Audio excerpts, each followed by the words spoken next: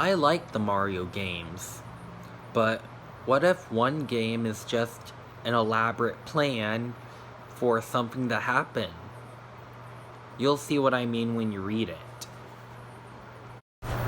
This is a creepypasta that was inspired off of Dream Team and thought of making one off of it. I think it will turn out a crappy pasta, but of course I have no experience of this. Warning, cliches ahead, also spoilers, read at your own risk. Mario and Luigi Dream Team, The Last Stretch. Written by Anonymous. As many of you know of Mario and Luigi Dream Team, it is the 4th installment of the Mario and Luigi RPG series. I am a sucker for anything Mario. Mario Kart, Super Mario Land, New Super Mario, Mario Kart, Mario Golf, tennis, etc. The only game that has made me love it the most is Mario & Luigi Superstar Saga, which drew me in like fans of Animal Crossing. I never lost faith for the games after Saga. When I heard that Dream Team was coming out, I couldn't sleep that night knowing our favorite characters are coming back again. After waiting, I received a package from Amazon as I already pre-ordered it. I couldn't stop playing. I put 20 hours into leveling and trying to get every side mission, every attack piece, and even all of the boss fights in the ring. I reached level 40 and decided enough ranking and go to the castle. Side note, the castle will be available after waking the Z-Keeper and attacking the castle, which was interesting from the Kamka's puzzles to the inner layout to the old type of Bowser's castles. Anywho, I reached the Jerk and Tasma yet fled to the Dream World, as well as Dreambert. Of course, Dreambert lost, but Mario and Luigi decided to jump in and fight Tasma. After many near deaths and Luigi-nary attacks, I beat him. I beat that jerk that has almost corrupted the whole island. One problem was left. Bowser had the Dreamstone with him. After a quick save, I rushed for Bowser to once again finish him. A cutscene began showing Peach captured and Bowser using the Dreamstone. Starlight, forgot to mention sorry, and Peach used their love magic and broke the Dreamstone. Bowser used a power that made him swallow all of the pieces and became a living hell. Once again, I used all the power I had to beat him. Another scene played, which involved you mashing the buttons that showed up to smash Bowser back constantly. The last hit made Bowser fall. He was yelling that he wasn't over, but there was one thing that got me off guard. How is he gonna survive? He was falling rapidly, and it showed below him spikes. I wasn't too sure what to do but watch and wait. Sure enough, he was impaled on the spikes, and the speech bubble was only pain text. But yes, there was blood on the spikes after being impaled. That felt so off. I mean, there has been blood in some games like Ocarina of Time, but in Mario, never. His Elite Four came and were in shock and horror.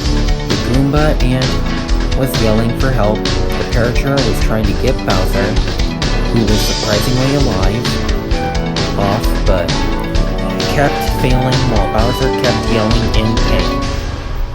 The shy guy finally yelled out, "Why don't we take his place? Just leave him here to die, and we can take over." Kamka laughed and agreed. As the scene went back to Mario and Luigi looking over the edge and were in panic. They rushed down to see if he is okay, but of course, was left to die and was too late. Others approached and gasped in horror. Mario and Luigi both used what strength they had left to get him off. They carried him over to a small area near the beach. Mario took his cap off and Luigi sat down and cried. They knew that with no more Bowser meant no more Mario and Luigi, like how Batman wouldn't have much more without the Joker. Luigi got up and talked to Mario for a minute while others watched. They both shook their heads and began to burn Bowser's body to ashes. A wind blew by and took the ashes with the wind as Mario and Luigi waved with their caps off.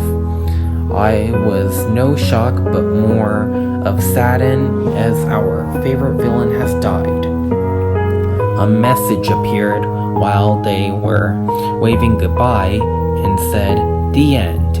Thank you for being respectful for the passing of Bowser. Nintendo 2013.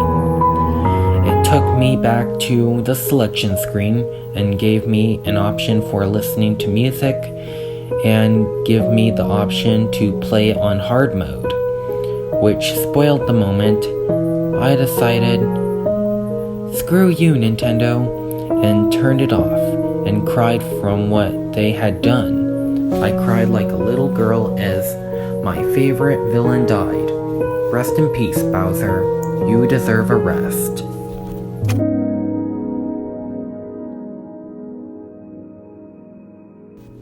I, of course, put my game inside the box and threw it in the closet in the farthest corner and piled it with old toys. Due to my already depressed self, I had to go to therapy. After 10 lessons, I became less depressed. This allowed me to come back. I went to my closet and took the Dream Team and put it in the 3DS. As it started up, a message appeared. "Did you miss me?" Bowser's laugh cued. I focused on the screen. "So you weren't really dead?" "You jerk! Had me in tears!" I yelled out. Never trust your eyes. Well, this was garbage, because like all this game was, this hacked version of Mario and Luigi Dream Team, which he somehow got a hold of, turned out to be just some elaborate death prank. It's like the Mario 64 personalized copy story, like the Wario apparition. And like, fun fact, when I was reading the epilogue, they misspelled Bowser without the S, which makes it sound like Bower. And there's a whole bunch of bad grammar and misspells. Like, this is totally a dumb creepypasta. But I already read it. I can totally clickbait this, and things will be good. Thanks for watching, guys. It means the world to me that you watch the views I make, and I earn a following from it. By the way, why is the channel different on this video? It's because I'm uploading this on my new YouTube channel. Yes, I have yet another YouTube channel. It's called CinemaTunes Records. It's where I upload audiobooks, songs, creepypastas, readings, podcasts, and so on. So go follow that, because I'll be uploading creepypastas there from here on out. So no more YouTube channel creepypastas on my main channel. Okay, bye!